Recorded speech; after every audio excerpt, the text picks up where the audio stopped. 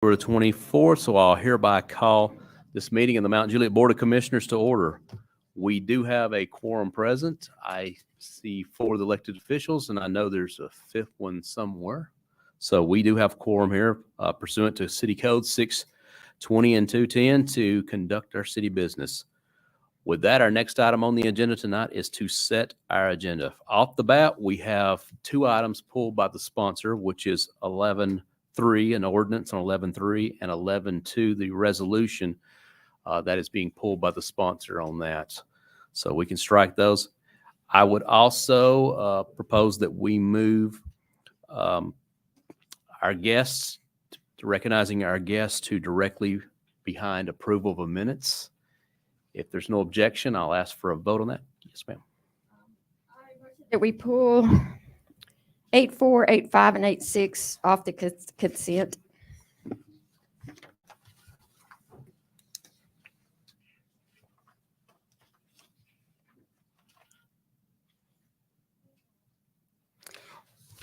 And in doing so, I have a question. Should we pull 8.16 as well, or is that okay left? Let me. Okay. 8.4, which is BPAC, 8.5 and 8.6, which is Bender's Ferry. And then 8.16 is the Bender's Ferry resolution. So I don't know if that needs to be. All right. Do we have a second on that? Hard hearing none. I will move to pull 8.4 from the consent agenda. Is there a second? Second. All right. All in favor of pulling 8.4, please signify by saying aye. Aye. Aye. All right. Any other changes to the set agenda? Does that mean that 8.5 and 8.6 being pulled fails? That failed for lack of second. Bender's Ferry? I couldn't get a second.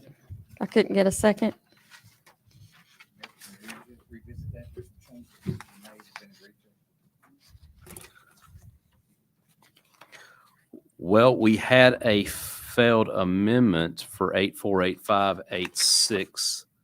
And what was it? 8.16 that failed for lack of second. 8.6. Yes, And is that it? yes, sir. Just take it out to the consent agenda, and there's just a couple of items on there. All right, we have a motion to pull 8.6 from consent. Is there a second? Second. Have a second. All in favor of removing 8.6 from consent, please signify by saying aye. Aye. Any opposed? So that fails. So 8.6.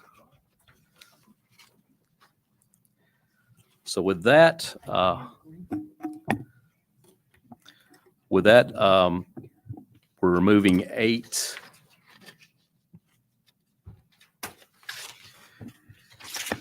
Be removing 8.16 from consent. The rest of the agenda will be as published with the recognition of our guests before citizen comments. But we're pulling 8.4, right? I'm sorry.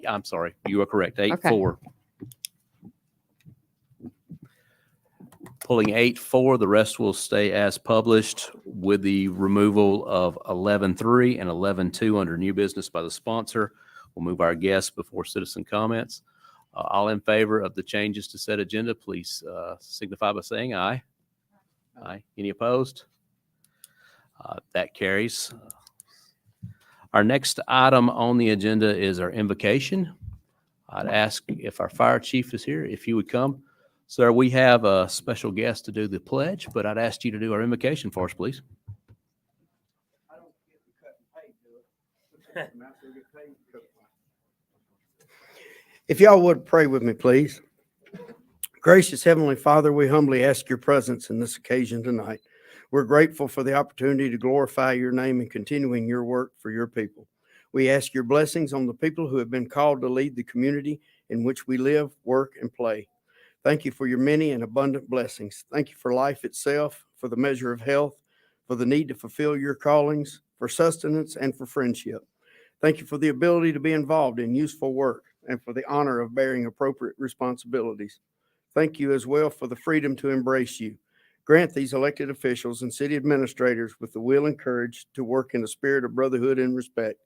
Thank you for your son, Jesus, and the gift of the Holy Spirit, the Comforter. Thy will be done for your people who do call on your name. Keep us safe and blessed. In Jesus' name, amen. With that, I'd ask Troop 150 if you'd come forward and lead us to our Pledge of Allegiance. You come up to the podium, guys.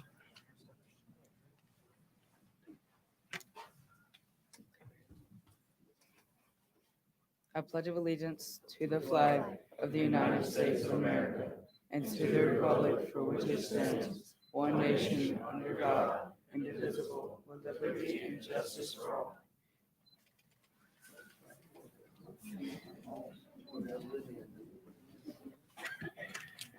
Thank you, guys. The next item on our agenda is our approval of minutes. This is from the Board of Commissioners' regular meeting on September 26th. Do we have a motion for this? Have a second? Second. A second. Any questions, changes, or comments? All in favor of the minutes as published, please signify by saying aye. Aye. Any opposed? That carries.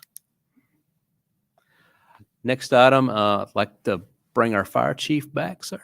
I think you have a presentation for us.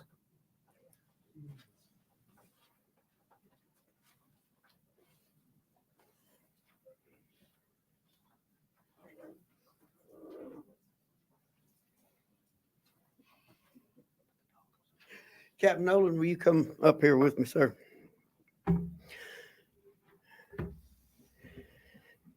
Captain Nolan and his shift was involved in a critical call out on the interstate. And it was through their actions that they were able to save a man's life. I'm going to let him tell the story briefly. Chief, where's my knife? First, I'd like to thank the board for having us up here this evening. It was on a Saturday, August 13th, about 5 o'clock in the evening. We got a report of a vehicle accident on the interstate. Unfortunately, it was a third-party caller, so we didn't know where the accident was. And the gentleman had left the roadway, ended up in a ditch about 20 feet below the surface. And it was upside down and on fire, and he was trapped.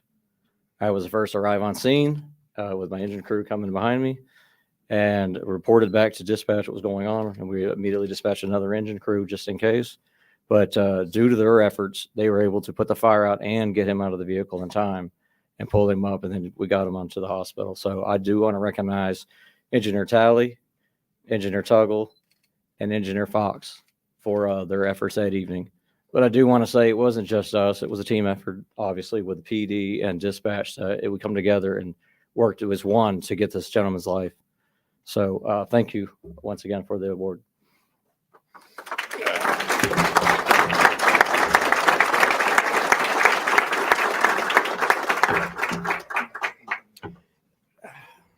Since I don't hunt, fish, or play golf, I sit at home and listen to the radio all the time. But sitting there and listening to this call be created, mitigated, and completed with a successful outcome gives a great deal of pride of being a member of the emergency services team here in Mount Juliet. Police, fire, dispatch, it all came together, and it was choreographed well by the folks that were there at the scene. So in recognition of your professional execution of your duties and life-saving actions on August 13th at 1700 hours in Mount Juliet, Tennessee, the dedication you have shown in your chosen emergency services craft made way for you to contribute in saving another human life. And I finished it up with my favorite verse, Matthew 25:40. When you do for these, you do for me. This is to Captain Drew Nolan. It's for Will Tuggle, Matthew Talley, and Cade Fox.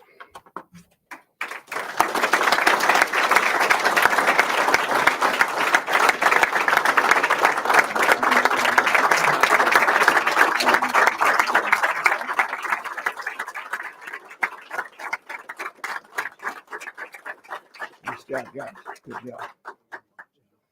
Now, due to budget constraints and supply chain issues, Mount Juliet Police and Mount Juliet Police and Fire Dispatch, they get their one.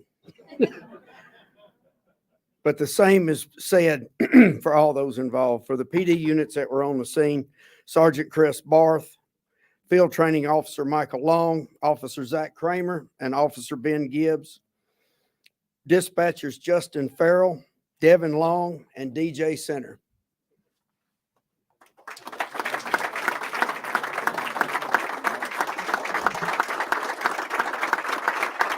Good job, brother. Thank you.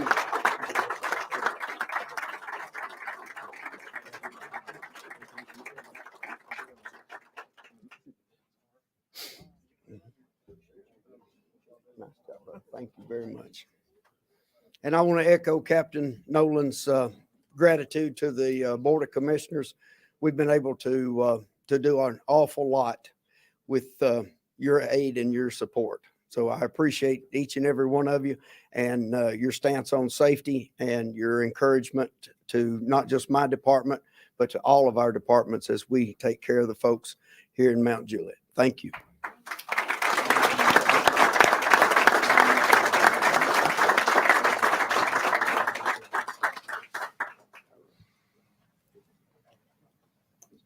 Thank you, Chief, and thank everyone that's worked so hard to keep us safe. One thing you say about the city of Mount Juliet, those that work hard to keep us safe and protect us, they're recognized and they're not forgotten in this city. So we definitely support our first responders.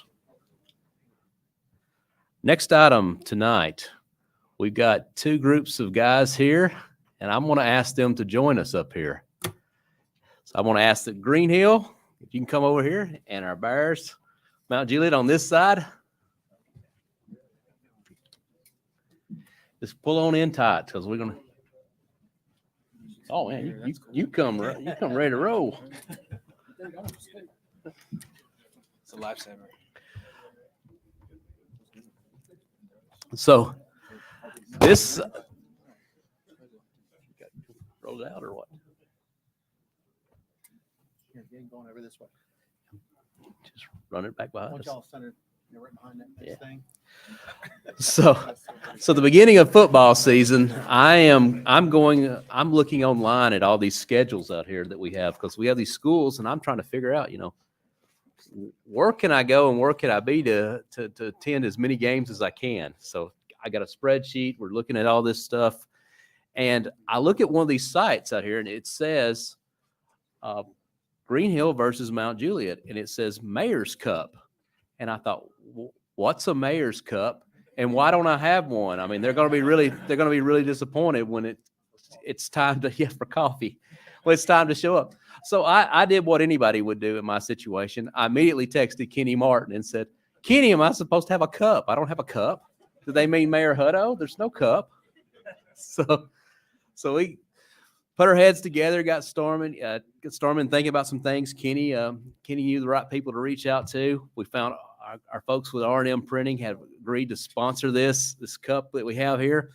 I will say, while probably not the most storied rivalry just yet, we do have the one game that happened last year, and I will say probably one of the most exciting high school football games that I had the pleasure of sitting through. And I know I've heard nothing less than from anybody else who's gone to that game. So this Friday, 7:00, they're going to meet again. This time they're going to meet at Green Hill High School, and they're going to meet there and they're going to play. So we'll have the second game in this rivalry here. So we have the Mayor's Cup here.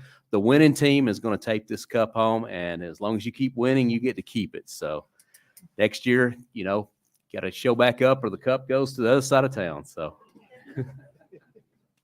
so let's give these guys a hand.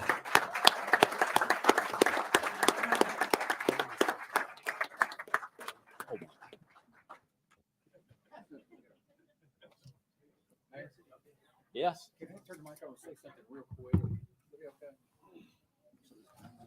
I want all of you guys, by the way, I don't know what they're feeding y'all, but it's a lot. But They don't look this big from the stands. No, they don't. No, I thought it was the pads. I will tell you that I don't know if y'all noticed now I'm wearing a Green Hill cap. Y'all see that? Sorry, guys. This big sucker's behind me over here making me nervous. But I graduated from Mount Juliet. I'm a house divided. My daughter goes to Green Hill. me and my boys graduated from Mount Juliet. So the first half last year, I sat on the Green Hill side. The second half, I sat on the Mount Juliet side. I will tell you that 3 of us up here have daughters that go to Green Hill High School. That being said, we all 3 are excellent marksmen, gentlemen. So I throw that out too. Yeah, and we all carry weapons. Thank you, Mayor. Will you get a picture? We standing up? Or I'm standing up.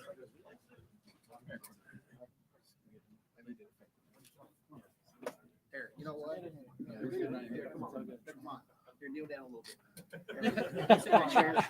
Sit in a chair, you can. All right. 3, 2, 1.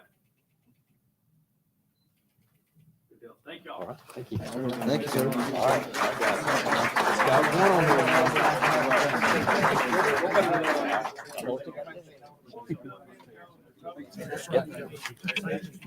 It's got the first one on here, so.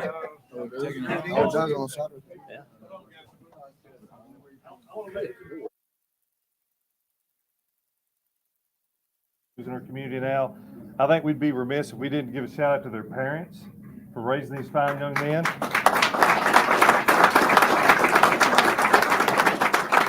And also these coaches for taking time and all the extra time they put in to raise such good young men. We're proud of both these teams. This entire community is rallying behind you. And it's always difficult when you play each other, but we want y'all to whoop absolutely everybody else beyond the city. So thank y'all. That's right. Good job.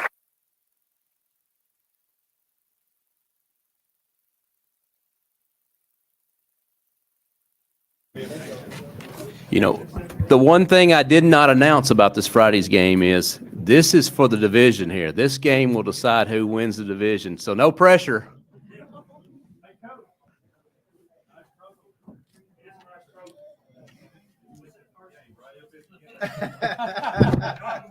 Thank you. Thank you.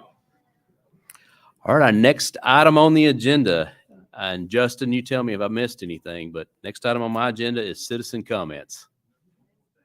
All right.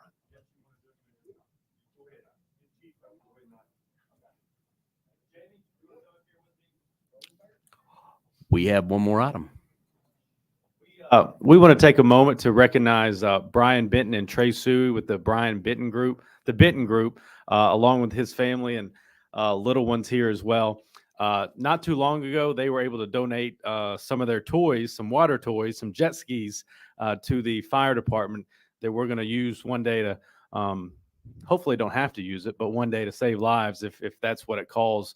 And I'm just going to have Jamie Luffman come up here and kind of describe what that's going to do for his department. And then I'll ask Brian to come up here as well to just an overall great guy, gives a lot back to the community, and give him a couple of minutes to thank the Board of Commissioners and the fire department as well. So Jamie Luffman, thank you. No, not yet. We have a Navy now. No, this was a wonderful piece to add to our safety collection. 2 sea-doos that we will be able to utilize. You know, a lot of people don't know that we do have a waterway out at the end of Nounaville Road, out Saundersville Road, where the Cedar Creek is.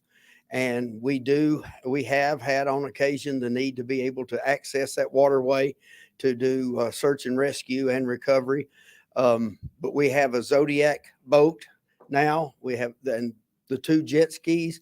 We're going to be, and we are formulating a dive team. So we are going to be able to cover that spot very well at a high level of service that folks can come to depend upon. So, Mr. Benton, I'm very grateful for the benevolence that you showed. The deputy chief and I took them out for training and to remind us that our jobs aren't always, but they are going to really be. We've had flooding. Those would have been just what we needed over on West Division the night of the flood, because it was, we had 4 people and 2 pets that we had to pick off and rolling waters. And so if that happens again, we'll be much better prepared, and we'll be able to, again, extend a higher level of service to our community. So if you would, come and say something. We appreciate it. Thank you.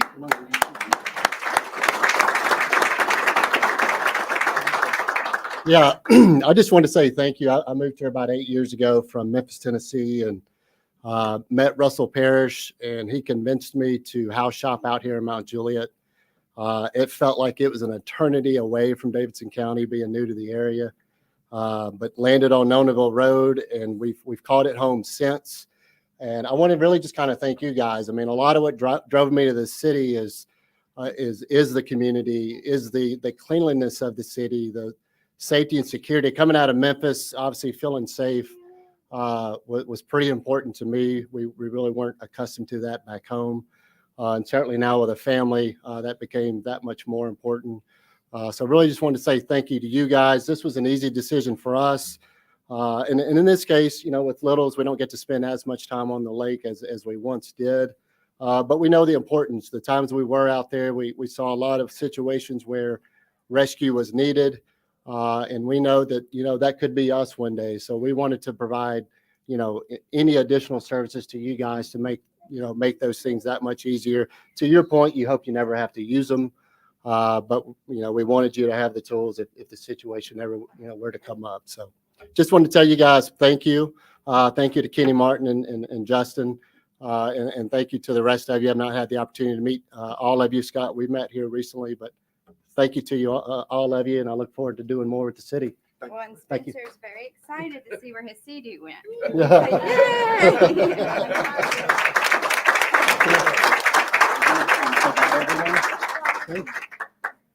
Thank you, buddy. I actually met Brian. We were having a BPAC walk. And Miss Jennifer may remember that. I think Sheila was with me. And if you're familiar with the little Eagle Park down here on West Division Street, I saw a car that it looked like it had stalled. It's a really nice car, and that piqued my interest. And I thought, he looks broke down. And he's in a bad spot. So I ran out there to start pushing him. And he hadn't had it out of the garage in a while. I think it had a vapor lock or something like that. And that's how I met him. And such a great family, wonderful family. They own a business right here across from City Hall, and they do lots of other things in our wonderful community. So I just want to thank you personally for everything you've done and for your precious family. Well, thank you for helping me push that car Yeah, I down didn't there have too. to. I showed up over this. Yes. But it shows you the BPAC came in handy that day. We were walking and there he was. So there you go. Thank you. And Brian, it's Nonaville Road. If you tell somebody you live on Nonaville Road, you won't get your mail. All right. Are we good? Okay, good.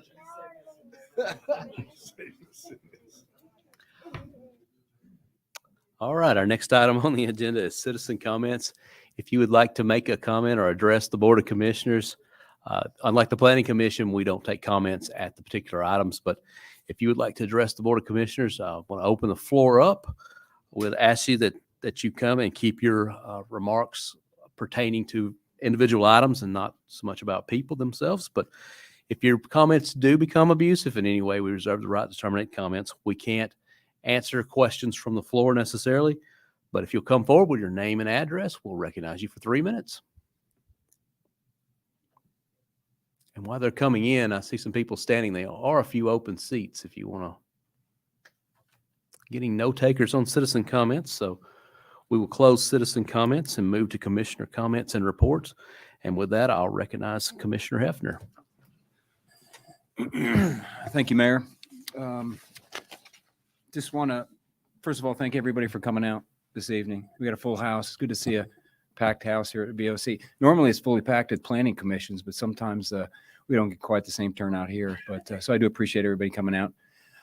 Good luck to both football teams in the upcoming Mayor Cup game.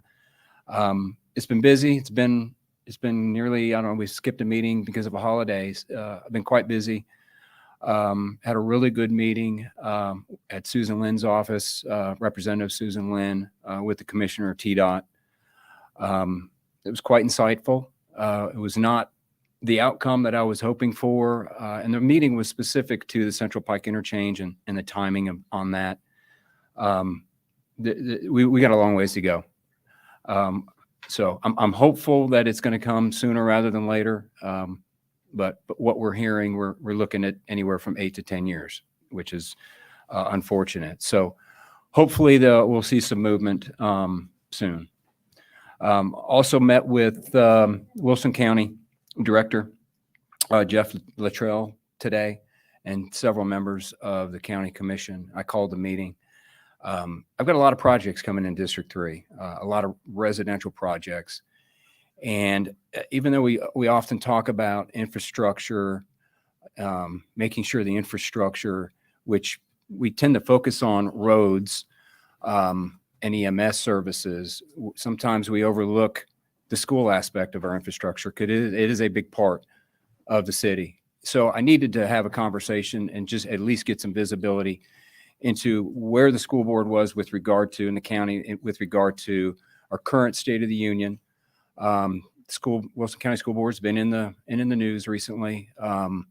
So it displaced some of what I was hearing on the news, but we're not, that the sky is not falling.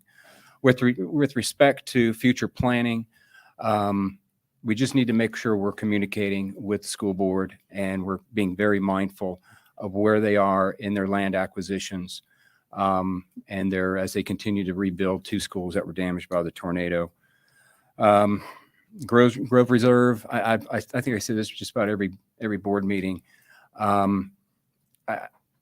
What I enjoy the most about sitting up here in this seat is fighting for the citizens of this city, and specifically District 3, but I'll do it for anybody. When I hear about developers and home builders that are taking advantage of citizens, or the citizens of those communities are not being treated well or being slighted, I enjoy fighting those fights, and I will continue to do it as long as I'm sitting in this chair. Mr. Benton, thank you for the donation. I think it was Benton. I did meet him at my office at Benton Station North last week. Thank you for the CDUs. Congratulations to everybody. I think the Cub Scouts, Boy Scouts are here, so I think might be doing something with them maybe later. I don't know. No? Okay. Anyways, that's it. I appreciate it. I got one last thing I want to announce. So it's been passed around social media quite a bit. I've got not voluntarily, but I was nominated to participate in a first annual fundraiser. Mount Juliet for Hope is joining forces with Dynamic Ballroom and Performing Arts.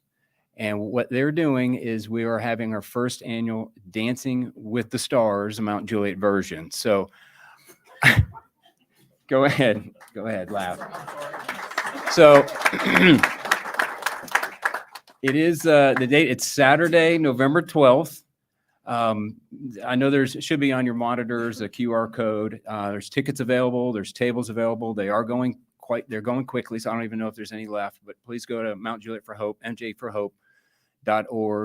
Get your tickets. It's going to be shared. It's going to be streaming online. I'll tell you that it's already been announced, but Chief Luffman is also participating in it. It's very sad what passes for stars. And there'll be several others that are going to be announced over the next couple of weeks. So it does come with 10 free dance lessons, which I'm pretty excited about, actually. So anyways, please support. It's a great cause, Mount Juliet for Hope. If you don't know anything about them, please visit their website. So something I'm really looking forward to. And that's it. I conclude my comment. All right. Is that your leg there? Oh, they took it off. Next up is our Commissioner Mullally. There are just 3 things. I know Halloween in the Park event was this weekend, and unfortunately we had to miss it. My whole family was sick, but I'm sure it was great. I'm sure it was a fantastic turnout. So I have a lot of candy left. My next newsletter goes out next Tuesday. So if you're not subscribed and you want to get it by email, you can do so on my website right here, jennifermullally.com. And early voting is going on. It will last through November 3rd. I really hope, I asked when I voted, the guy said he was impressed with the turnout so far. So I'm keeping my fingers crossed. Back in our primaries in May, we allowed 6% of the population. We have a little more than 100,000 registered voters in Wilson County, and we allowed 6% of the population to determine make decisions for us. In August, the primary was, I think it's 17%. So please make the effort to get out and vote. You have until November 3rd to early vote, and the actual election day is November 8th. So please, please, please get out and vote. Thank you. Thank you. Next up is our Vice Mayor Justice. I will first say there's a reason I'm dressed like this. I mean, normally I'm not the coat and tie kind of guy, but I went to Mount Juliet. I think I told most of you. Graduated from Mount Juliet. I got 3 boys graduated from Mount Juliet. Now my girls going to Green Hill, which that's the reason I'm wearing the hat. So some people say I'm divided. No, I just say I'm trying to be as the perfect politician if I can get away with it. So I really want to thank both the football teams for coming up here, and it is a community event that takes place. And I saw something on Facebook recently. They were talking about 2 girls that were cheerleaders at Green Hill, and one of the girls, and Sheila and I were talking about it. One of the girls was a cheerleader at Mount Juliet, and they were hugging. It's because it's a rivalry. It's not hate. It's a rivalry because we love each other here in Mount Juliet. We have such a good time with these community events. And I've lived here my entire life. I can't imagine any place as wonderful to raise your family as Mount Juliet is. And I think we've proven that with the growth and everything we've been able to accomplish. And it's such a great city. So I will also tell you, I was very, very proud of our firefighters and our police officers. Being a retired police officer, I will tell you there's a reason that God made police officers, is because firefighters needed heroes also. Says the firefighter. I had asked for and didn't get, and because there's some legal issues that did get to, or taken into play, we were trying to take the Benton Ferry Road off of the consent agenda and put it on there because I talked to Mr. Lovelace at one point, and I just want to try and get this at least on the record if we can. I'm not going to can't take a vote on it, but they had agreed with to asking for 2 stub roads to come off of their development in the backside onto Mr. Walcott's property. He had asked that, and Ryan and I talked about that today. And is that we still good on that, Ryan? Mr. White? Sorry? I had asked for 2. There was room for it, but at this point, it really doesn't matter. It's whatever you say. If you say none, I have no choice to look like 1. All right. Well, one will have to work since that didn't go through. So, but that's on the record then that they said they would agree to do that. So I appreciate it. Thank you, Chris, for that. Early voting, Charlie Daniels Park and the community center. Thank you, Ms. Mullally, Commissioner Mullally, for pointing that out. You do want to have an opportunity to go down there and get into the early vote. Let's get as many votes. Let's don't let 17% of our population decide what the 100% is going to wind up having to deal with. I think that happened here a couple of years ago, and you see what we got. We'll tell you the annexation request. I asked for and received permission, and we'll be starting on the annexation of the City Creek Marina here pretty quick. The reason for that being, we've had more than one occasion where we've had legal issues where police were called to go out there and fire has been called to go out there. And so with, the gift from that wonderful family here of the Sea-Doos and our presence in the flood and the remediation and life-saving efforts that are taking place in the training, it kind of falls right into what we're talking about. But they have asked the entire piece has been asked to be brought into the city rather than just the parking lot and where the boats are. So the entire property will actually be coming into the city of Mount Juliet and will eliminate some of the confusion we've had to deal with, Captain Chandler. Halloween in the Park, I understand, was record-breaking, Mr. Beachleaf, if I'm not mistaken. That's what our director, Rocky Lee, was telling us, that it was record-breaking, one of the largest crowds that we've ever had in Charlie Daniels Park. That was on Saturday, and our park staff and the folks involved actually did a great job. Sunday, Park Glen had their safety fair, and I was actually just tickled to death to go over there and see some of the things, to see the people coming out in Park Glen to participate, and meeting some of the new residents over there. And the fall festival followed that directly afterwards at Joy Church, where there were hundreds of people actually came over there as well. And I will tell you that our fire department and our police department represented our city very well, as they always do. And I was very proud of them as they went through the process, meeting people and showing people the patrol cars. And I think they locked up one of our pastors, but it was okay.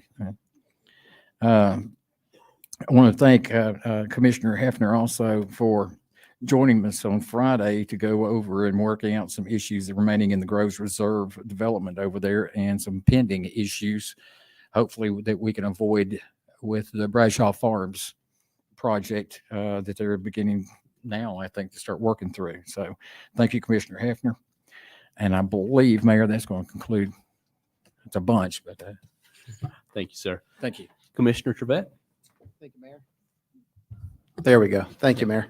So I'm going to reiterate a little bit from our commissioners tonight, and I would like to thank everybody that did come out earlier for the workshop as well as tonight. It is amazing to see. I mean, it's just awesome to see everybody that comes out and either get involved with the city to ask questions or at least come out and see what we're trying to share as a bigger team. So, so thanks everybody for being here tonight.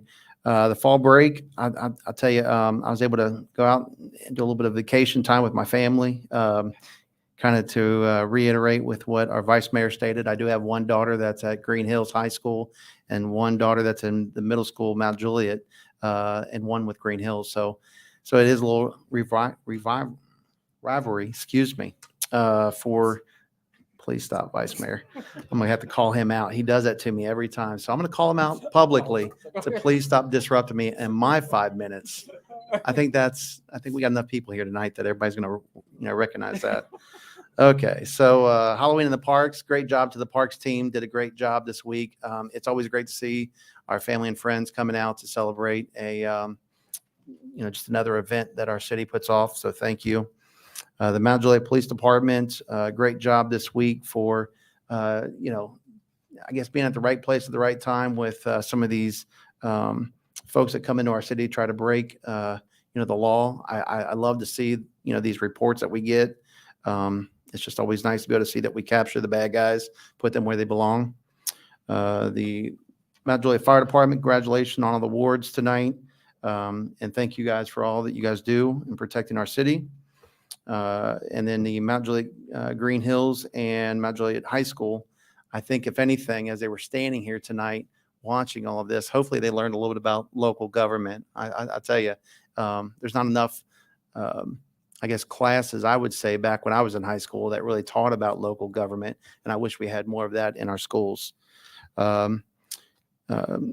Commissioner Hefner, thank you for meeting up with Mr. Luttrell and our school board. I'll tell you, before I got involved with our city, that was one thing that I was always very vocal about. We've got roughly about 20,000 students in our school. And to put this in perspective, 20,000 students, and on average, we would have between 10, maybe 12 families that would show up to a Board of Education meeting.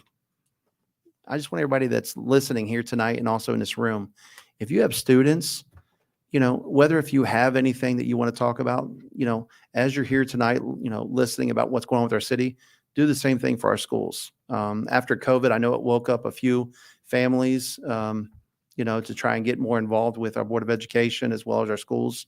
That was just something that I've always been a big advocate of, is just really getting to know what's going on in our classes. Mr. Beasley, thank you for taking all these pictures tonight. Great memories for all of us. It's great documentation, so that way we can say we were all here when we look back 50 years. I still want to remind our city that we're hitting that anniversary, for the 50 year. I see that sign up back there on the back wall. It's just a great reminder for me, as well as thank you for the students that are here tonight. I see some students over here on my left and straight, and even some folks taking some notes. So it's great. Hopefully you guys get a chance to see what good stewards are supposed to look like. So last thing is the voting. I do want to just, reiterate with what, the two commissioners had talked about. 17% for voting. Man, for all of us, that are able to vote, as these students right here that are all underage, they're looking at us, we've got over 40,000 residents in our city. and we all have the right to vote and just have a voice. So please get out, take a little bit of time and just go cast your ballot. So Mayor, that concludes my reports. Thank you. Thank you, sir. I'll start off by saying I wish the two members of the board up here that are on the ballots this November the best of luck. I don't gamble, but I think they've got pretty good chances, being that they're both unopposed. So I'll just wish them best of luck in this upcoming election here. And to what they've said, please, if you haven't, go out and vote. There's plenty of other offices that are on the ballot that are not unopposed, and this is your opportunity to get your say in on that. I know Commissioner Hefner just mentioned the meeting with TDOT, and one of the things that kind of for me got this really seeing the direction we needed to be going on this was there were a lot of questions when a portion of Adams Lane was closed down, and I was trying to send out through my mailing list, just kind of explaining what was going on, why Adams Lane just disappeared all of a sudden. Was it we just had too many roads in the city or something? Like, why are we completing these dots? And one of the things that come up was, we don't always do the best of job communicating what the bigger picture is and to why Adams Lane is going away and why that's being redirected back into the new road. And as we continue down these discussions, we found out too, that TDOT's got over 800 projects going on inside the state of Tennessee. Now, are they staring at everything that's going on in the city of Mount Juliet? Well, they know we've got good things going here, but this was really just a chance for us to sit down and put some pieces together. And that's like, listen, guys, we know you got a $1.2 billion budget. We know 50% of that's going to maintenance. That's leaving $600 million on these projects. We're asking you for an interchange, $26 million. You may not have engineering in place for Central Pike, but don't worry. We've got that taken care of through some private public relationships that we've got going on through development over there. You don't have plans to move Adams Lane. Well, guess what? We've already taken care of that for you. We got plans to realign those other things. So it's really an opportunity to sit down here and just make sure it was clear that if you want to come and invest money in the city of Mount Juliet, for every dollar that you spend here, this is a good opportunity for you to get $2 in results, because the efforts that we're doing here with the city going beyond through is clearing up and acquiring right-of-way, engineering, private partners relationships as far as the developments, stuff that you see the work that's going on over there today. That's all pieces to make these projects move them one step closer to making them a realization in the city of Mount Juliet.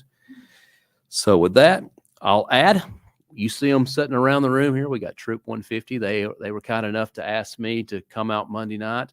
I hear most of them survived, so they got me out there and asked some good questions about what's going on with the city. They're working on a badge, so they're here tonight. They were kind enough to lead us in the pledge.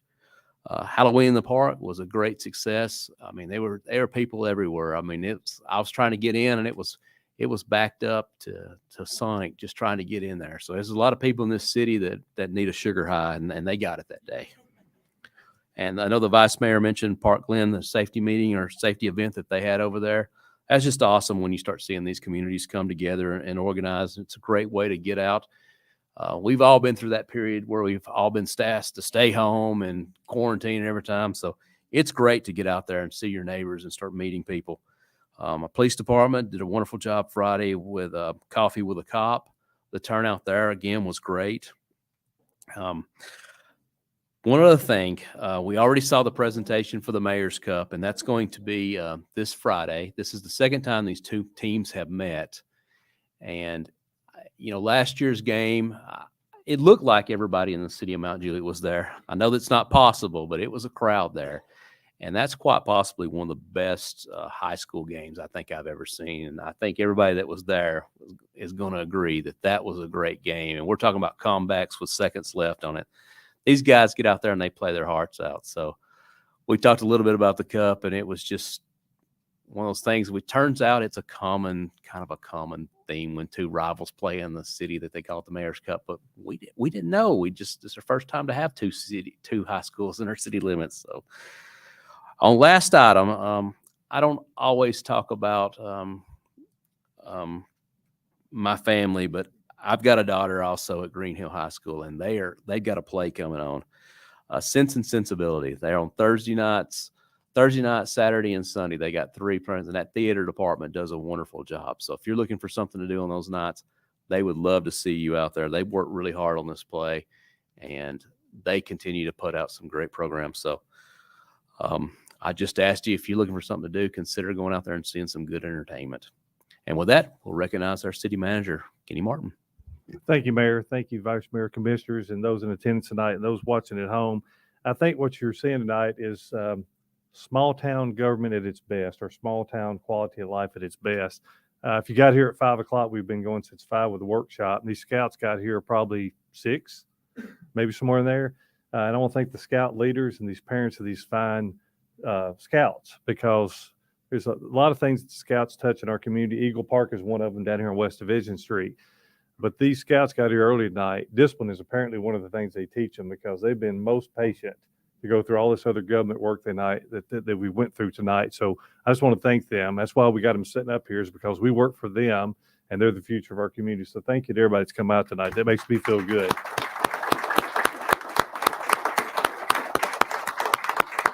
They may not realize it, and I hope they all eventually attain their Eagle Scout, because that's something very few people in this country have, and they're learning so many different disciplines right now at this particular point in their life, and that doesn't happen without good parents and good scout leaders behind them. So it makes me feel good, because I grew up in a bigger city, and we didn't experience things like this. So very proud of it. The whole night's been phenomenal to me. So thank you. And thank you for everybody that's gave them a round of applause, and to the firefighters and police officers. That does more for them and for us than you realize. And we're here to serve you, and we want to make you proud. And I've been very proud tonight. So thank you. Mayor, I want to commend you for the trophy idea. I know how you discovered that, but he was so excited about it, because if anybody in this room was a youngster and you played in sports, competitive sports in particular, it didn't matter if it was cheerleading, it didn't matter what it was, whatever competition it was a big deal when you won something. And so I thought, it's sort of like, college teams, they exchange, it's the Paul Bunyan axe or the whatever it may be. And I thought it's a pretty cool idea that school gets to keep it, because them, it may be the Super Bowl for them. It may be the end of their sporting career, and they go off into college and do something else in their life. So it makes me feel good. So kudos to the mayor for thinking of this idea, and the commission for getting behind it and everything you do.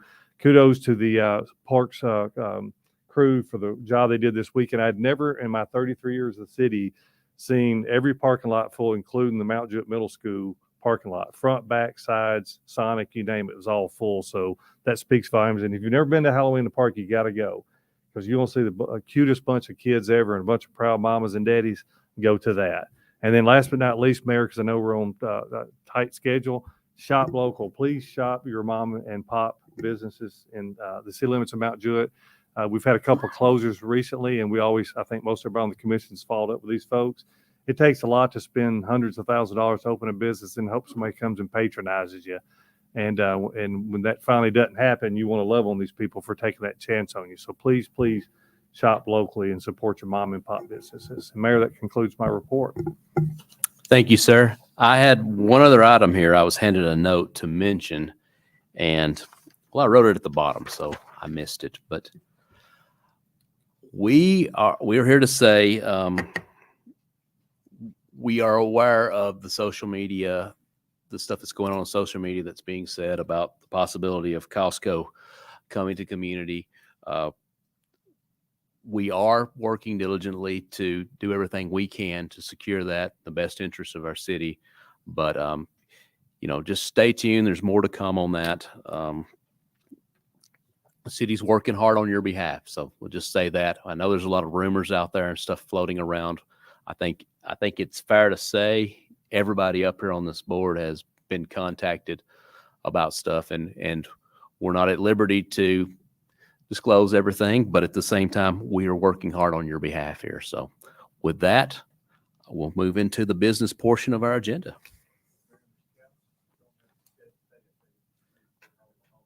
That's right. Our scouts, our city manager said the scouts didn't have to stay if they needed to get home to homework, but if they want to stay another 3 or 4 hours with us as we go through this agenda, I think they're welcome to.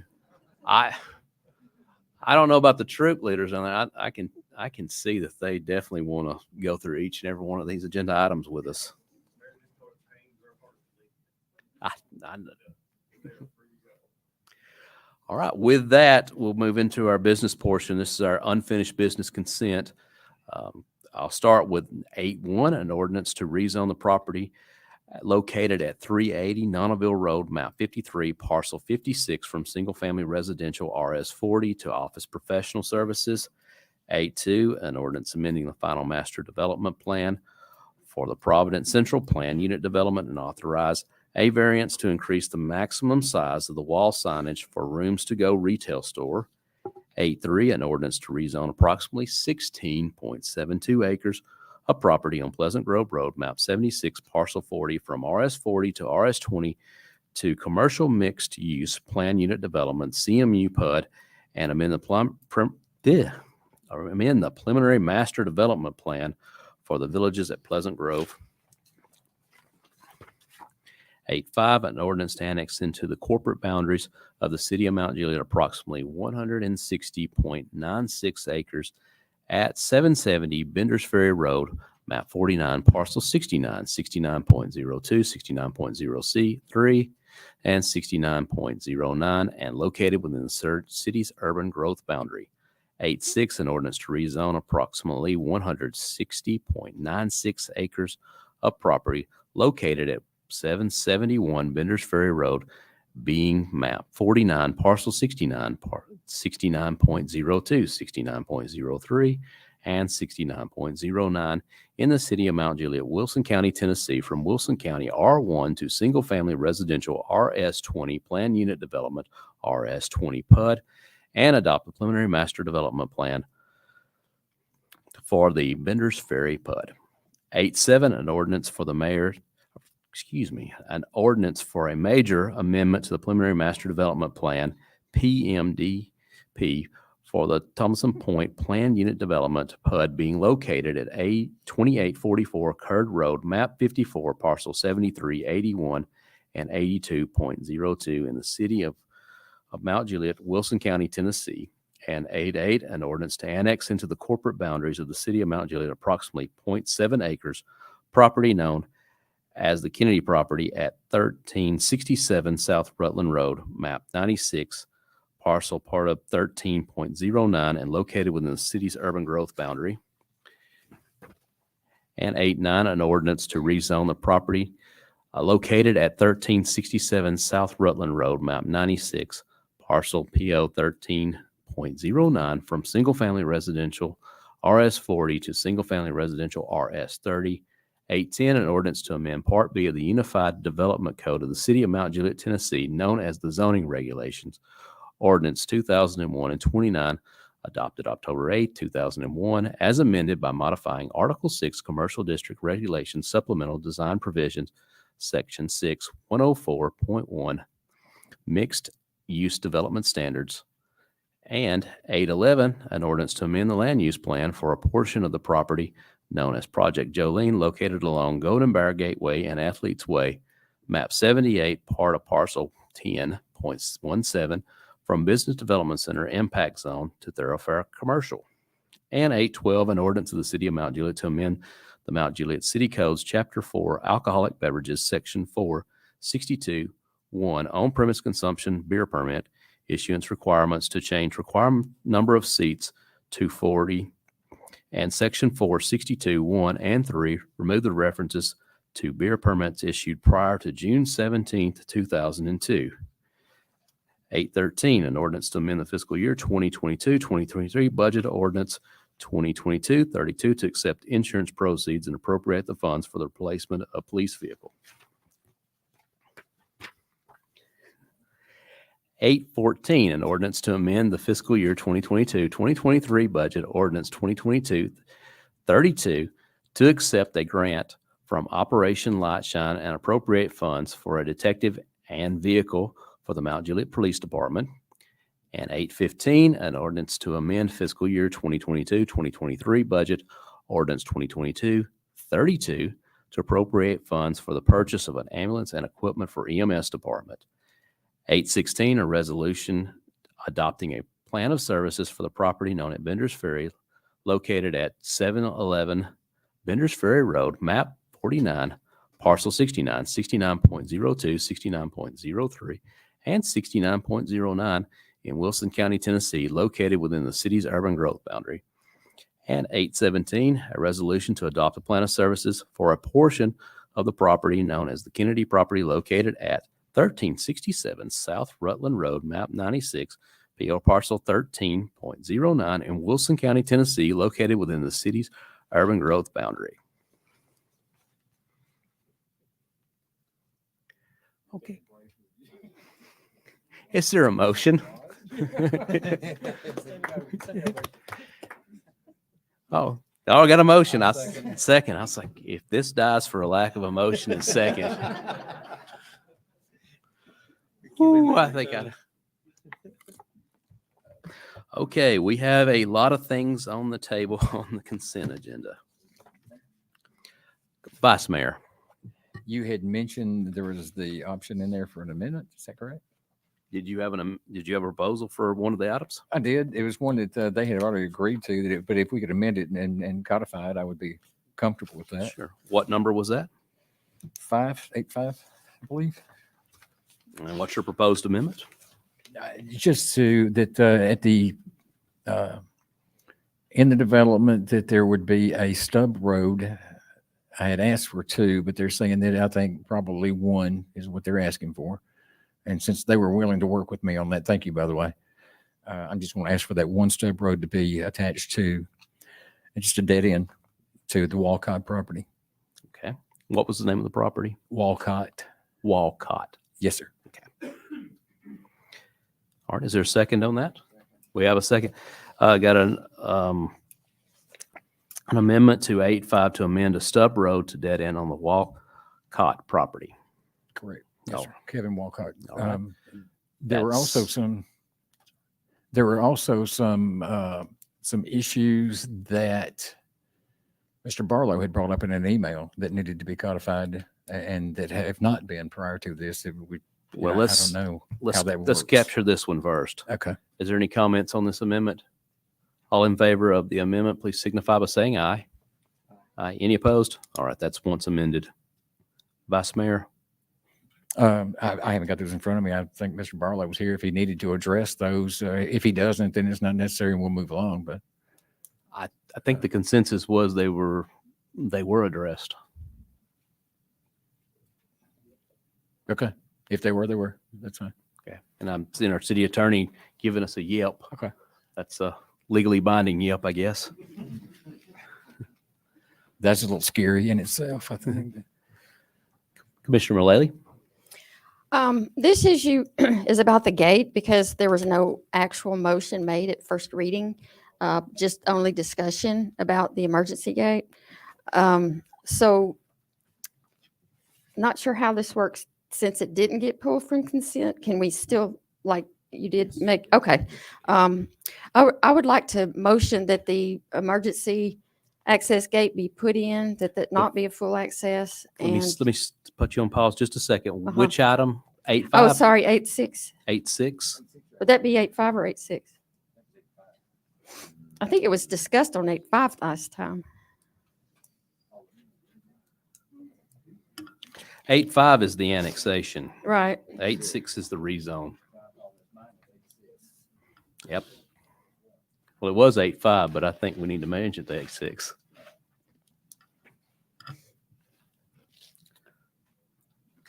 So, Which one does it need to go on? Director, 8.6, is that the agreed? 8.6 is correct. Okay. So I motion that the emergency gate be put in at York Road only for fire and PD and public works with your, the issue that the residents brought up about the security of it and not being accessible for pedestrians. And at the first reading, y'all had talked about how to open the gate with your sirens and how that works. So, Commissioner, what was the motion exactly? all right, the motion is to add the emergency gate Okay. only for PD, fire, and public works. PD, Fire, and Public Works in its second. All right. Commissioner, do you have any more to add? And also, like the resident stated, that something there so that the pedestrians can't get around it to access York Road. Like a laser. Something, whatever. To keep whatever foot traffic off of York Road as possible. Gotcha. Okay, have an amendment to add the gate only accessible by PD, fire, and public works. All right, is there any comments, questions, discussion on this? All right. I will say this, I had said I wasn't going to bring the subject up. It was captured in the plans, but, so any other questions or comments on it? All right, all in favor of the amendment, please signify by saying aye. Aye. And I'm opposed, but that carries 4-1 on that. We're back on to 8.6 is once amended, and Vice Mayor, not to put words in your mouth, I think you've got an amendment to move your amendment from 8.5 to 8.6. That is correct. All right, and I'll second that. So any questions or comments on that? All right, all in favor of moving the original amendment that was applied to 8.5 to 8.6 where it should properly go, please signify by saying aye. Aye. Aye. Any opposed? All right, back on to the consent agenda as twice amendment on 8.6. All in favor, please signify by saying aye. Aye. Any opposed? And the consent agenda carries, and thank you, board, for passing that, and selfishly for me not having to read that again, and maybe not as selfishly for the general public not having to listen to me read that again. The next item on the agenda is 8.4, an ordinance to reestablish the Mount Juliet Bicycle and Pedestrian Advisory Committee, also known as BPAC. Yes, sir, 8.4. Is there a motion? Have a motion? Second. And a second. All right, 8.4 is on the table. What was being handed? Okay. Right here? Yep. Okay. Commissioner Mullally, I take it you want the floor? All right. You're recognized. All right. Just some wording changes I would like to do. The first being under the last, now therefore be ordained, to replace the word reestablish with amend, because we're actually not reestablishing something here because BPAC already exists and we have an ordinance number. So what we're doing is amending. All right. So I would like to replace the word establish with amend. I'll second. Any questions or comments on this motion? All in favor signify by saying aye. Aye. Any opposed? That amendment carries. All right. The next one has to do with the grants. The first bullet point, I would like to first motion that this be removed.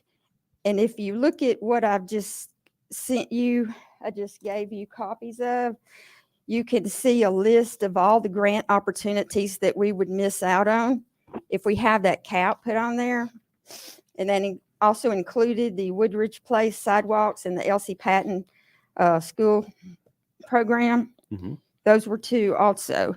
So this would keep us from being able to apply for a lot of small grants. So my motion is to remove that first bullet point. Okay. Is there a second? I'll second that. I got a second. All right. Any questions, comments on the motion to remove the dollar cap? Vice Mayor? This is one that Mr. Barlow and I have discussed actually several times. And one of the reasons that we have gone through this process on numerous occasions, we have had to use state and federal funding in getting the grants. When the state and federal funding gets involved, then the regulations take over. The regulations wind up with the city of Mount Juliet having to pay for additional construction costs that we would not have had to have. Now, Andy, I'm going to ask did I explain that? Yes, I think that's accurate. So, and there's opportunities that we wind up, the opportunities that we wind up looking at to get these grants wind up costing us more to get the exact same thing done. I use the what I call the drunken sidewalks on Charlie Daniels Park, as an example, those winding sidewalks actually would have cost us probably a couple of hundred, if $1,000, if that, if there hadn't been the regulations from the Tennessee Department of Transportation because of the grant. We wound up spending double that amount of money, and we didn't get that much. We actually only got about half of that from the city or from the state. There are other opportunities that we would get. And Andy said that our public works director has told me that there were numerous times that there was a cap put down at the TDOT level or some other Areas, yes. that you've worked with in the past where it was not feasible for us to be doing the grant, correct? Correct. So if you could explain that probably a whole lot better than me. I Yeah, appreciate it. sure. And I think the idea of it is, and I think to go to both and bring them together, it's very true that there is a specific dollar amount that makes a grant worth it. And really, honestly, it probably gets down to the strings that are attached to it. If it's going through Federal Highway Administration, through TDOT, and it's through all the red tape, then the higher the dollar amount that we get on the grant, the better. If it's really small, or in the case, I think Safe Routes to School, which is one of the ones that we received, that was 100% grant. You know, the percentage also makes a difference. Does it pay for engineering? Does it pay for 100%, or is it 80, or is it 50%? Those are all things that come into play. And so to that point, on our larger construction grants that we have, I wholeheartedly wouldn't or wholeheartedly agree that going after the higher dollar amounts is worthwhile. However, having said that, I think on some of the smaller ones, and we mentioned state last time, but there's TDEC grants. That's a state grant. Well, it doesn't go through all the red tape. And you can build trails. You can do all kinds of other stuff with them too. You can do mulch trails and stuff like that. And so the cost of doing business, so to say, to actually get the grant, it's not that high. And so for those, if you get a $250,000 grant or a $500,000 grant or even a 50, the cost of doing business on those is very, very small. And so it would be my basic recommendation just to strike that, just for the just that it would keep common sense in play and keep the regulatory aspect from the law that we would be putting in place out of it. I mean, as a general rule, it's our duty as staff to bring before you as a body, in conjunction with the BPAC, of course, to bring before this body the appropriate projects. And if it's too much price to play on it, then we're not gonna chase those at all. Mayor, if I may. Let's hear from Commissioner Hefner and I'll come back, Vice Mayor. So you just made a good point. Rather than setting a dollar threshold on the smaller grants, why don't we just amend under $500,000, we're going to apply for 100%. He's not just base it on 100% grant. That still might. There's a lot. Is there still of costs associated with, or we could be There's some. potentially. Yeah, a lot of it's going to depend on what the match looks like. You know, it's really a sliding scale on some of these. Some of these, it might be so easy to do. A TDEC grant's pretty easy, by the way. You know, those are pretty straightforward. It's not a whole lot to design on it. You don't have to go through all the regulatory process. And so, you know, those are coming through TDEC, and you can do trails and things like that. I'm not familiar. We've looked at those in the past, but we've been going after the bigger apples on those with the federal transportation with the greenways and stuff.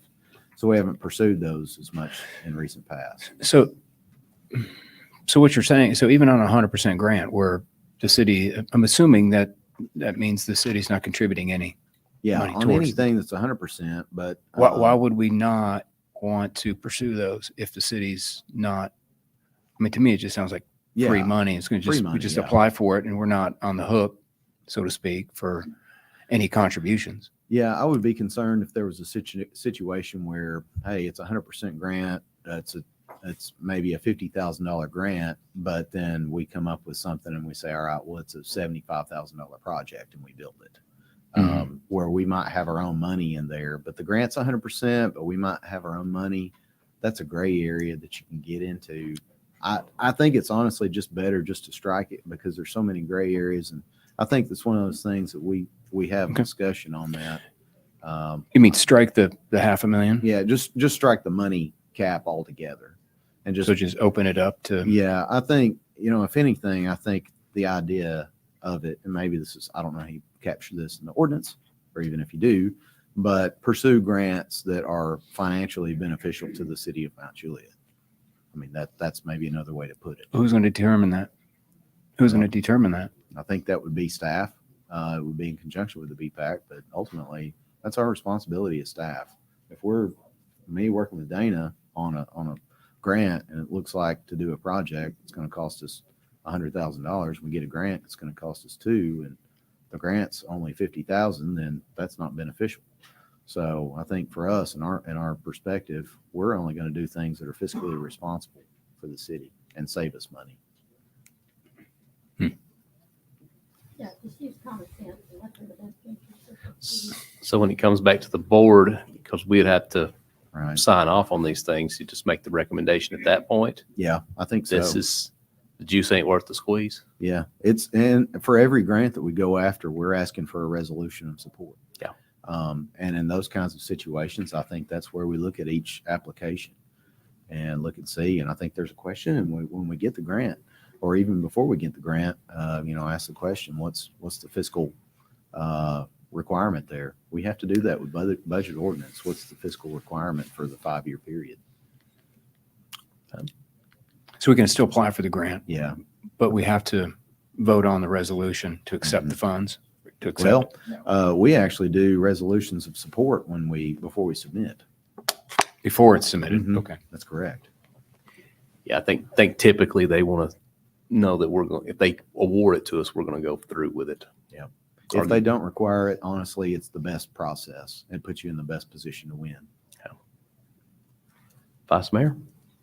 I will tell you that most of the time, and of course, I will tell you that part of that was discussed prior to me putting that on there by me and Mr. Barlow. So he's kind of changing things around. And then but this explanation explains that. I understand. And that is that the TDEC grants are nowhere near. They're more straightforward and less complicated.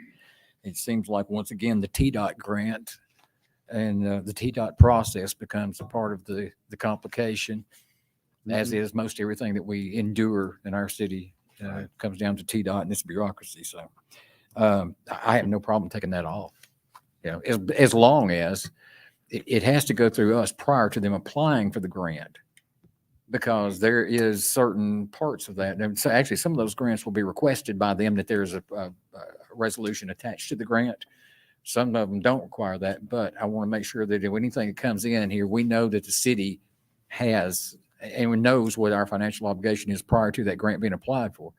If it's not a requirement of the grant, a lot of times the grant gets awarded to the city of Mount Juliet, and then it will come to us. And then if we say no, we're not going to do that because the financial obligation is too much, we have just taken somebody's place in that grant process, and they have to go back through the process again. So that I think any grant that we get would have to come to this board as a resolution with the financial obligation that's associated with that grant. Yep. Before it would be considered, and use city dollars and employees' time to. Now, is there a way of putting that in? So, or do we do that on a regular basis now, or do we need to codify that? Commissioner Mullally. I like the discussion item that we had when the grant opportunity came up, and then we had 2 projects, the Cedar Creek connection to Lebanon Road and Belinda Parkway. That was a discussion item.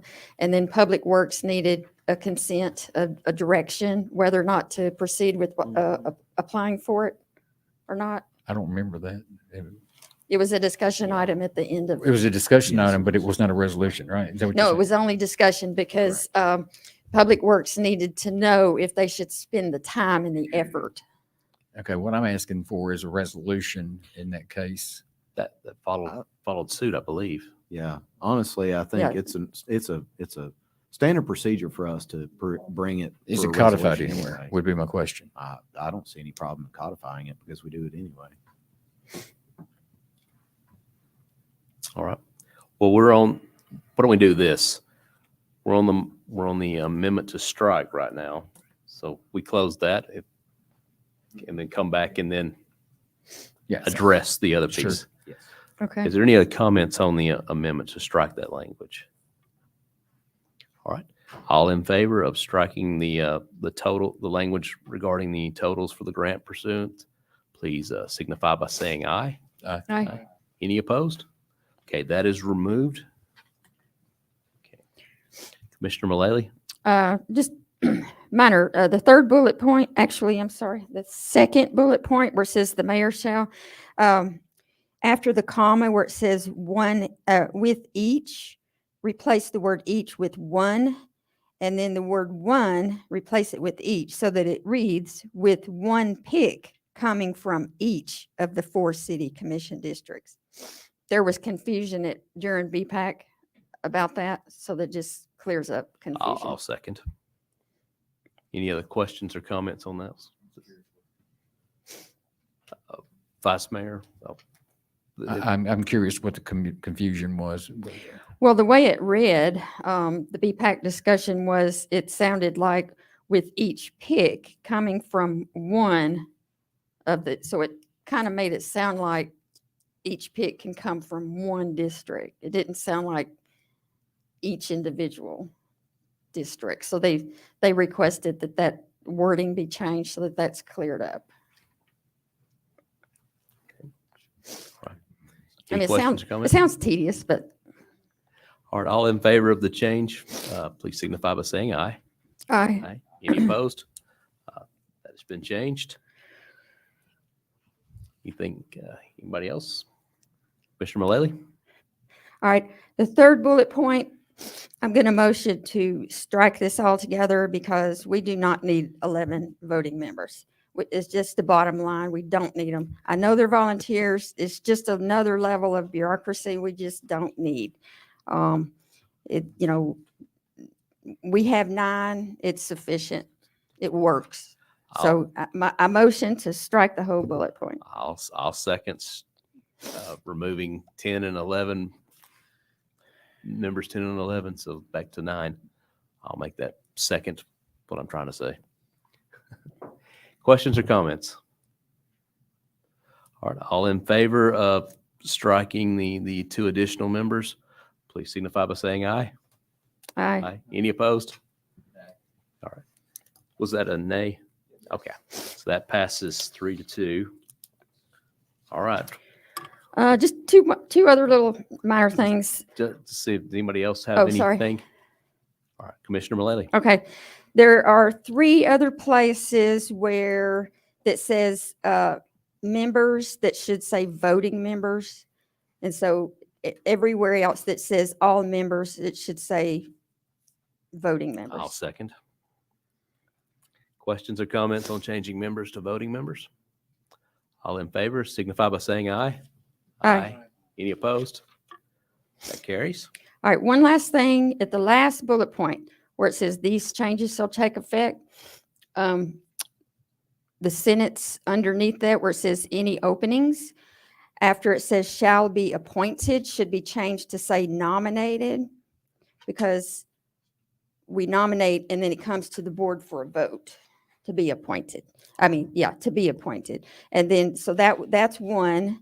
And then the other, The Vice Mayor's asking for clarity on that. Yeah, motion. any openings before December 1st, 2024 shall be, it says appointed. I'm motioning to change that word to nominated. And then there's another one on the next to last line where it says commissioner appointee will nominate instead of appoint. I'll second that because I received a phone call about it. Any questions or comments on the amendment? Commissioner Hefner? So if I appoint someone as my representative for District 3, I've got to send it as a nomination to BPAC to get approved? No, to this board. Okay. Because if you say you can appoint, that means you don't have to come to this board for a vote. Understood. Okay. The way I was understanding what you were saying is it was a nomination to no. BPAC No, to no. approve my This board. my This board. appointee. It Okay. was actually a correction of the language I used on there. Oh, okay. All right. I'm good. That is true. I'm from West Tennessee, so. All right. And by the way, on the links that I gave y'all, if y'all are interested in reading any about them, like one grant, $75,000. They're real small grants. If you're interested in reading, I have the printout here. Perfect. All right. Any questions or comments on changing the wording on from nominated to, from appointed to nominated? Vice Mayor. I'm a little confused and because I had initially said 9 members and I had initially said that nobody, from outside the city limits. And then we had talked about that there was a person that was already on there that was outside of the city limits, but within the urban growth boundary. And then there's another one is actually on, I think, that is outside the urban growth boundary. And we actually made some changes so that we could allow them to stay on there, and which is what created the 11 spots. Okay, now you're taking those 2 spots away, which only leaves the 9, which means that it's going to go back to the commissioner. I mean, the mayor, Well, and then us. Well, hold on a second, please. And then, so I mean, we actually went out of our way to make it 11 so that we could have the 2 outside the city limits, but now we just took them away out. I'm confused here. Help me out with that, please. I can respond. Okay. Actually, the way it reads right now, the only person that's constrained to nominations from inside anywhere would be the mayor. I'm restrained to do appointments from each of the 4 districts. Right. And then are we not constrained to our districts? That's not captured in there. Then maybe we need to capture that, because that is absolutely what I was trying to create, so that each one of us would actually have a person that we picked from within our districts to represent us on the BPAC committee. But at the same time, then Commissioner Mullally will be the 9th person. So she would actually, in that case, have 3 people. Remember, we discussed this from within her district. Not the way it's currently written. She could appoint somebody from outside of her district, and I would be restrained by the way the language is to appoint somebody from District 4. So there's a possibility where it could be her and the one appointee I have. She could, with the current language, appoint someone outside the city limits if she so chooses to. Well, but that only leaves one person then of the 2 that she wanted to keep on as voting members that are currently on there after December 1st, 2024. I think you only have one person in there now currently, correct? I thought there was 2. So what you would tell me, one was outside the city If limits, I- one was outside the urban growth If I boundary. appointed the person who's in 4 back and she remains on, that covers that. It's 2 4s. So she could appoint somebody from in the urban growth boundary or whatnot, and we would arrive at the same members on here. Okay. I hope you understand what I'm trying to do. I'm trying not to undo something we were trying to do. And when we change this language, The way this is worded, I'm sorry. I don't think that was needed, the 2 extra people, because the way this is worded allows for that. Okay, so you're saying that being the case that, and I apologize, I'm supposed to be speaking to the mayor at this point, but so the commissioner is saying that she would be okay selecting somebody on the BPAC committee that was not within her district as her pick. That could be her choice. Okay. All right.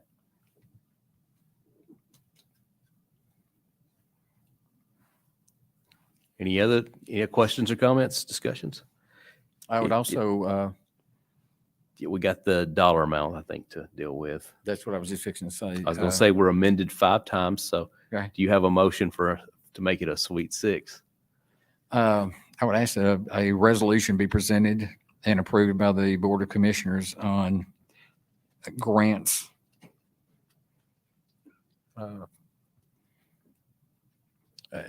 Somebody want to help me with the wording on this? That would be. How about, I see somebody leaning forward. I actually wrote something down.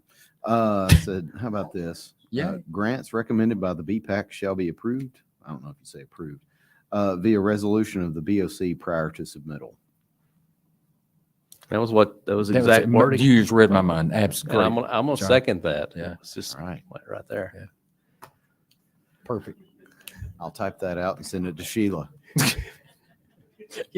Please email it to Sheila so it's in the manuscript. Any questions or comments on the requirement that all BPAC grants be approved by By the Board of resolution. Commissioners by resolution prior to submittal? It takes a whole board up here, folks. Takes a village.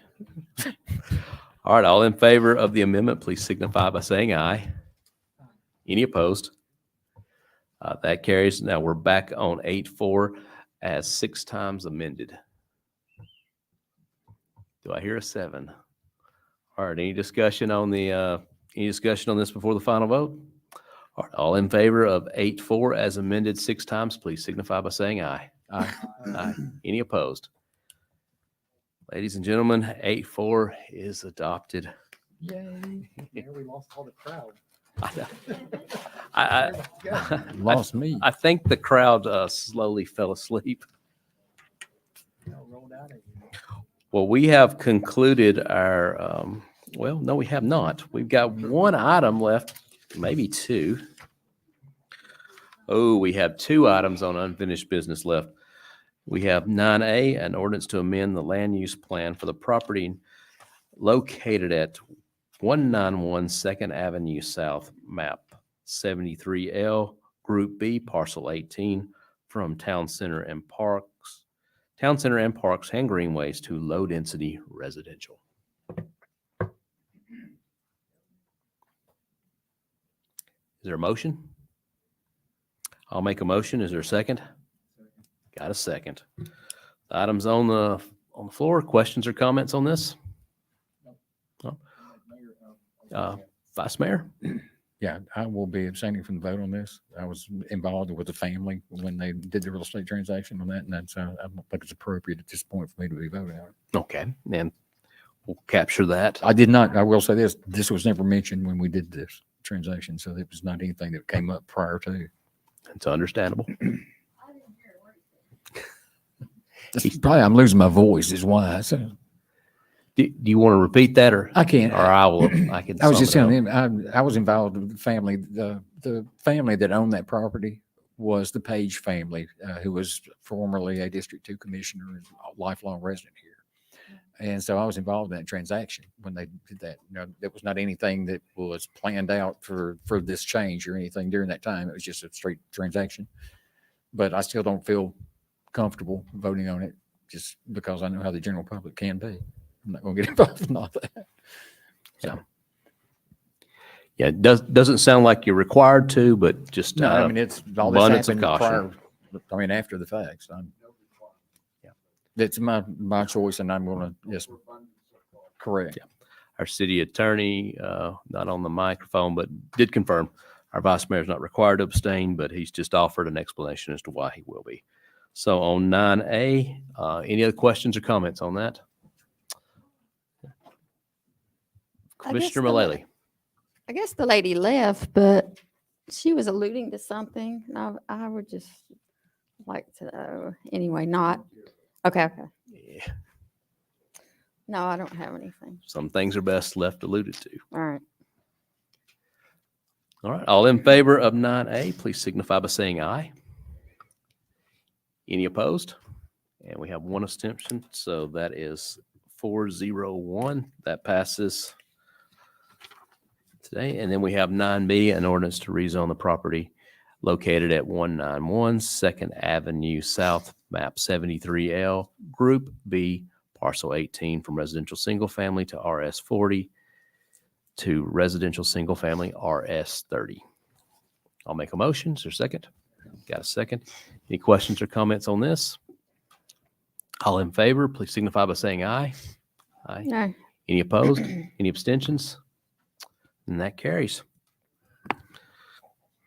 All right, with that, we've concluded our unfinished business on our agenda. So we have arrived at new business. And our first item is 11-1, a resolution declaring the city of Mount Juliet Parks Department property as surplus to be disposed of at Gov Deals auctions. Have a motion? Second, any discussion? All in favor, please signify by saying aye. Aye. Any opposed? That carries. 11.2, a resolution approving the attached service agreement with Ambulance Medical Billing, AMB, for EMS and fire billing for services rendered to Mount Juliet Fire Department, and authorize the city manager to sign the agreement. Have a motion? Second. And a second. Questions? We have one here from Commissioner Hefner.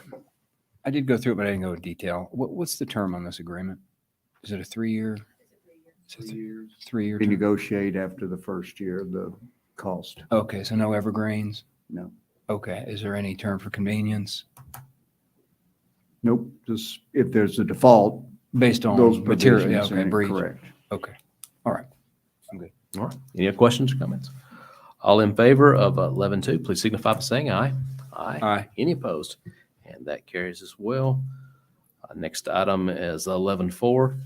Confirm Wilson Bank and Trust is a deposit for the City of Mount Juliet Emergency Medical Services Department payments. Motion. A motion? Second. Second. Any questions or comments? Vice Mayor? With all due respect to Wilson Bank and Trust, why were they picked rather than, we have 2 other local banks here? Do not have a clue. And I'm just wondering why Wilson Bank and Trust, and why are we not spreading that around a little bit to some of the other businesses, the other banks here in Mount Juliet? Who wants this one?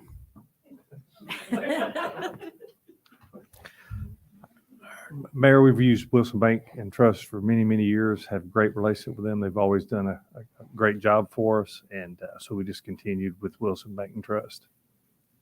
Is there a reason not to use the other 2 local banks? So no need to. Is there something that I'm missing here, why we would give all of our business to one bank rather than spread it around to the others? I mean, if there's a reason, please tell me. I'm Yeah, we just have a great relationship with Wilson Bank and Are Trust. there any synergies dealing with one platform, or? Just in their best interest to simplify our banking processes. It's banking. There's nothing simple about it. That's true, too. And it's all online now anyway. So. Yeah. But I mean, I would think that maybe there are other banks here that might enjoy. Right. Sure. I understand. I agree. So, I That's mean, interesting. All right. We ready to vote? I mean, is there an opportunity here to change this to another one of the banks without having any facts or information? Or, I mean, I mean, I don't want to pick a bank either without having an opportunity. I mean, we bid most projects out, right? Well, I don't want to hold up something either if this is I agree time with that. sensitive, I'm but- just.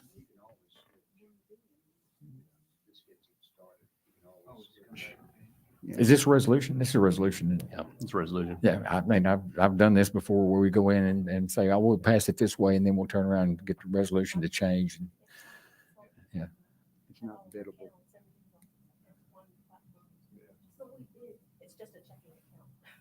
Our Yeah. banking services out periodically. Yes. How long is that? Sorry, I should know that. 4 years. 4 I'm years not ago? sure when it was the last. Okay, all right. We had like, probably about 25 to 30 accounts. So adding this one made sense, but and changing is a lot when you have that many accounts. But I mean, we can look at spreading the love if you like, but this was just, everything's on online. I've got one password to remember to sign in. So it was just adding to what we already have. I understand. I'm just looking at processes in this particular case. And are we going to be putting any money or doing anything with this particular account anytime in the near future? It's emergency medical service payments, and we don't even have the EMS set up as of yet. So. Well, that's what this process is. It's Okay. hitting the third-party biller. They're going to be the one that's depositing payments into this account. That's all it's going to be used for. Okay. Is that just to make the reconciliations easier on the staff. So is there a reason why we can't just put this off and come back next meeting and vote on it? Give us an opportunity to look at other I'm not opportunities. going to tell you what to do. Hey, I'm asking for advice. Yes. Let's That's put it off. Yeah, can we defer it? Is there going to be any issues in deferring this? And I'm looking behind you, Chief Luffman, and It's just the piece. I mean, we're moving forward. We're hoping. it's not going to hold anything up. It's This not is gonna not hold going to anything hold up. anything up, is it? It's just, I don't think any money's gonna be deposited anytime soon. It's just a process that. It's just, it's a checking account, to your point. It's a checking account. Yeah. And unless we got money to go on the checking account, which I don't, the ambulance service No, isn't. there won't be any deposits until they get that set up. So. Yeah, Right. it sounds like they have a lot of steps to accomplish, and this was Yeah. effort to get one of them. Yes, it is. I mean, it's certainly your choice if you want to take that time to look at options, and things of that nature. I think, when do we meet back again, or when could we 14th of November. we got time. Motion to defer. Motion to defer Second. and a second. All in favor of deferral, please signify by saying aye. Aye. Any opposed? All right, that we are deferred to one meeting by a vote of 4-1.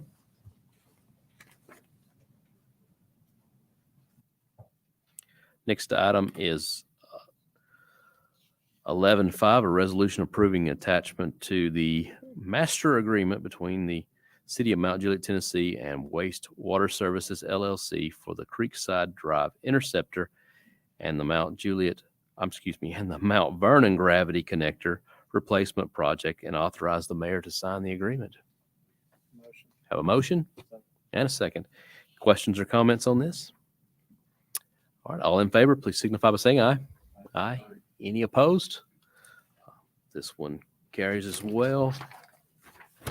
To our ordinances, we have 11.1, an ordinance to amend the fiscal year 2022-2023 budget ordinance 2022-32 to appropriate funds to repair a fire truck damaged in a collision. Motion? Second. Any questions or comments? All in favor of repairing the fire truck, please signify by saying aye. Any opposed? That carries unanimously on first reading. 11.3, an ordinance to amend the City of Mount Juliet, Tennessee Municipal Code, Part C, Stormwater Ordinance to establish a utility for stormwater management, to establish the function of the utility, to create a special revenue fund and a method for funding for the utility, and to fix the effective date of this ordinance. Is there a motion? Have a motion and a second. Any questions or comments on 11.3? All right, all in favor signify by saying aye. Aye. Any opposed? That carries unanimously as well. Next item on the agenda is item number 12, which happens to be adjournment. Is there, have a motion? No second? Second. All right, we got a second. All in favor of adjournment, please signify by saying aye. Aye. Any opposed? We're adjourned.